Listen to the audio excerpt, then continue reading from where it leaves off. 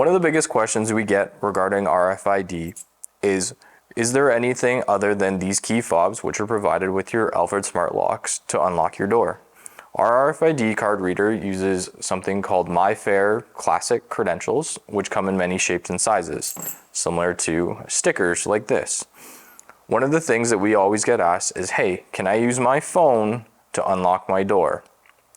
Your phone uses different technology. It doesn't use RFID, it actually uses NFC. But a solution to that is, if you get an RFID card sticker like this, you can simply place it inside your phone case, behind your phone, and now you can use your phone to unlock your door using the RFID card sticker that is inside your case. It works the same way as the provided key fobs in the box. You basically just tap on and it'll unlock your door.